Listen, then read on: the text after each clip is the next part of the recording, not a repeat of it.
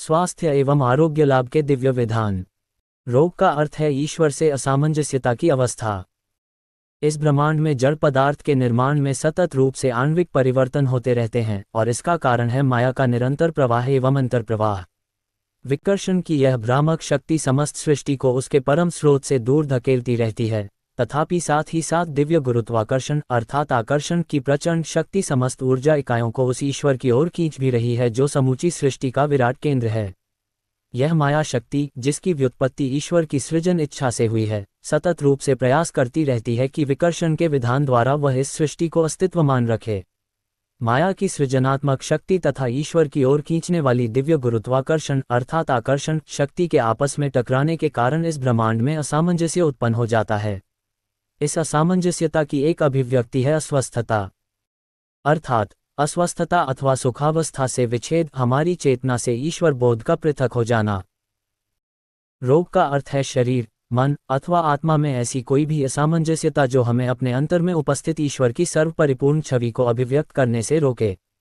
बहिर्मुखी अर्थात ईश्वर से दूर ले जाने वाली माया की विकर्षण शक्ति को अंतर्मुखी अर्थात ईश्वर की ओर ले जाने वाली दिव्य आकर्षण शक्ति के साथ सामंजस्य में लाने को हम आरोग्य लाभ कह सकते हैं। हमारे अंतर में उपस्थित विकर्षणकारी एवं आकर्षणकारी शक्तियों के बीच सामंजस्यता तब आती है जब हम गहन ध्यान द्वारा अपनी चेतना को ईश्वर के साथ एकात्म कर लेते हैं तथा इस प्रकार माया के बहिर्मुखी खिंचाव एवं प्रभाव से ऊपर उठ जाते हैं। परंतु जब तक हम ब्रह्मांड के इस बहिर्मुखी खिंचाव से चरम रूप से मुक्त नहीं हो जाते, तब तक माया की विस्वरता द्वारा जनित रोग परिणामों को हम सत्कर्म अर्थात धर्म के उन दिव्य विधानों को समझने एवं उनके साथ समस्वर रहने के द्वारा बहुत हद तक कम कर सकते हैं जो हमारे शारीरिक, मानसिक एवं आध्यात्मिक स्वास्थ्य को नियंत्रित करते हैं। रोग का कारण। ईश्वर ने मनुष्य के दिव्य जन्मसिद्ध अधिकार के अंश रूप में उसे उत्तम स्वास्थ्य प्रदान किया था। मनुष्य का रोग की चपेट में आ जाने का कारण है माया के साथ उसका स्वयं को एक मान लेना। सभी रोग, चाहे वे पिछले किसी जन्म से चले आ रहे कर्मफलों द्वारा उत्पन्न हुए हों या फिर इस जन्म के नए कर्मफलों द्वारा जन्मे हों, प्राकृतिक नियमों के उल्लंघन से ही उत्पन्न होते हैं।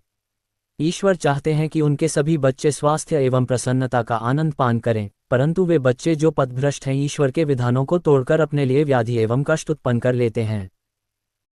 जब इस भौतिक जीवन की भग्नशील विस्वर अभिव्यक्तियां हमारे अंतर की दिव्य आत्मा समस्वरता रूपी पाषाण दीवार से टकराती हैं, तब रोग पैदा होते हैं।